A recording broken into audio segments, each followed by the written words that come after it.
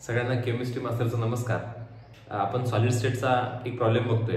या प्रॉब्लेम मध्ये एकदम सोपा प्रॉब्लेम आहे, पण थोडंसं प्रॉब्लेम काय समजून घ्या की या प्रॉब्लेम मध्ये काय सांगितले त्यांनी।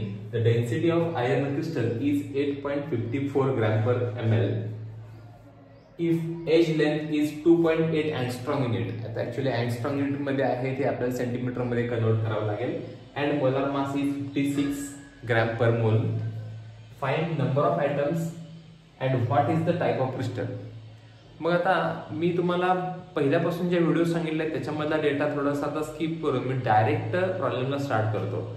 मी सुरुवात कुठून करतोय तर पहिला आपल्याला काय लिहावं लागेल तर गिव्हन लिहावं लागेल।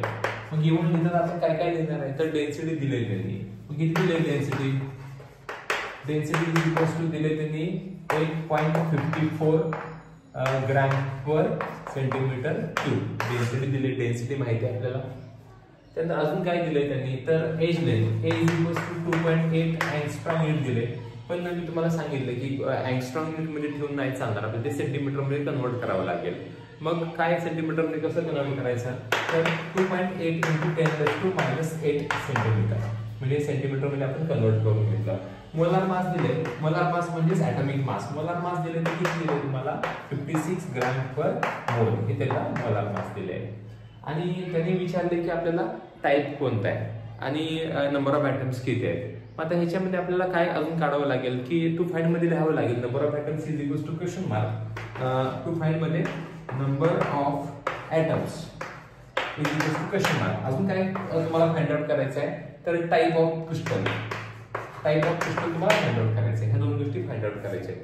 मग मी सुरुवात करतो, आपल्याला नॉर्मली मी सुरुवात कुठून करतो तर density is equals to mass upon volume हाच फॉर्म्युला फिक्स ठेवतोय।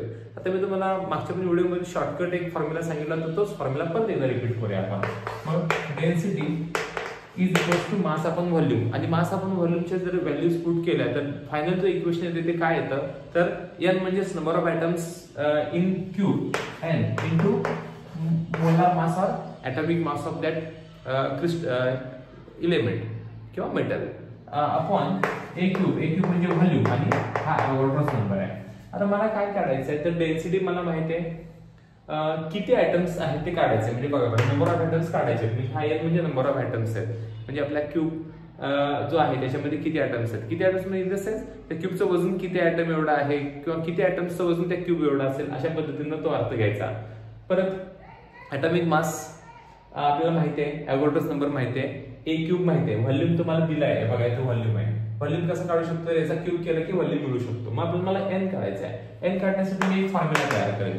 एन काढायचा फॉर्म्युला काय तयार होईल तर density into a cube into Avogadro's number upon M for molar mass. आता हा फॉर्म्युला आपण तयार केला। आता त्या फॉर्म्युल्यामध्ये सगळ्या व्हॅल्यूज पुट करूया। डेन्सिटी किती दिली सांगा, तुम्हाला माहिती आहे डेन्सिटी किती आहे, डेन्सिटीची 8.5 डेन्सिटी आहे। डेन्सिटी माहिती आहे ए क्यूब म्हणजे कोण आहे तर ए क्यूब किती आहे 2.8 into 10⁻⁸ चा क्यूब।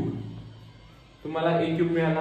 अवोगाड्रोस नंबर किती 6.022 into 10⁻23 अवोगाड्रोस नंबर पुढे दिसतोय।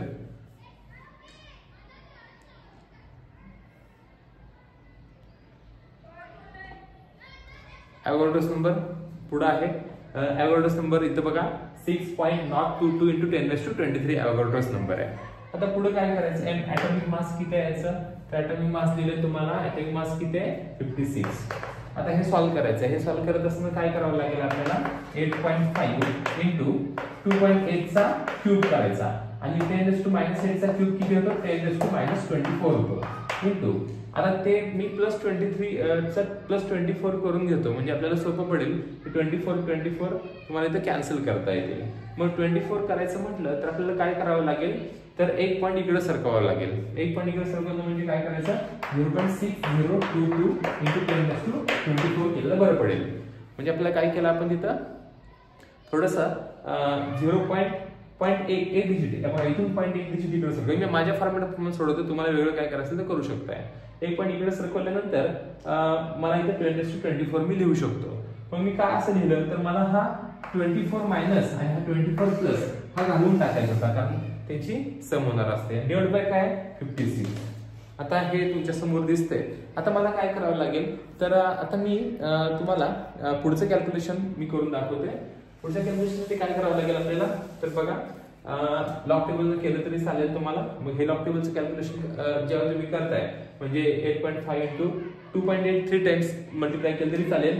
हे काय निघून जाईल, राहिलं 0.6022 अपॉन 56. हे लॉग टेबल कॅल्क्युलेशन होऊन जाईल. म्हणजे कसं बघा 8.5 इंटू 2.8 इंटू 2.8 इंटू 2.8 हे 3 टाइम्स घेतलं आपण आणि 0.6022 डिवाइड बाय काय 56. हे कॅल्क्युलेशन तुम्हाला सगळ्यांना जमायला काय हरकत नाहीये.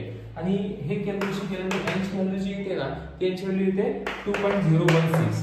आता 2.016 मग कधी पण कोणत्याही क्रिस्टल क्यूब मध्ये नंबर ऑफ ऍटम्स हे कधी फ्रॅक्शन मध्ये नसणार आहे, ते होल नंबर फॉर्मॅट मध्ये असणार आहे. मग आपण एन नियर बाय किती घेऊया, नियर बाय 2 घेऊया. म्हणजे एनची व्हॅल्यू किती आली 2 आली. मग एनची व्हॅल्यू 2 आली असेल तर मग तुम्हाला इथे कळतंय की पहिला जो काय फाइंड आउट करायला सांगितलं होतं की किती ऍटम्स आहेत, तर एका लॅटिसमध्ये 2 ऍटम आहेत असं आपल्याला इथं कळालं. त्याच्यावर अजून काय समजलं, तर 2 ऍटम असणारा लॅटिस कोणता आहे, तर टाइप कोणता येतो, तर 2 ऍटमचा असतो तो BCC म्हणजे body centred cubic cell type येतो, तो BCC टाइप येतो, बॉडी सेंटर्ड क्युबिक सेल.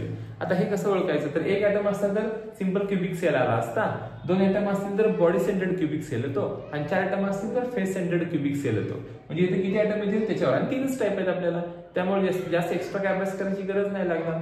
एक असेल तर सिंपल क्युबिक सेल, 2 असेल तर बॉडी सेंटर्ड क्युबिक सेल, आणि जर 4 आला असते तर आन्सर 4 म्हणजे नियर बाय 4 3.99 किंवा 4.01 समथिंग काय असेल तर 4च कन्सिडर करायचं. 4 आला तर तुम्ही सांगणार आहे फेस सेंटर्ड क्युबिक सेल म्हणून सांगणार आहे. हा एवढा सोपा प्रॉब्लेम आहे. फक्त इथं तुमचा टाइम कुठं वाचतोय, तुम्ही ज्याला हा फॉर्म्युला करताय ना, हा फॉर्म्युला खूप महत्वाचा आहे फॉर्म्युला.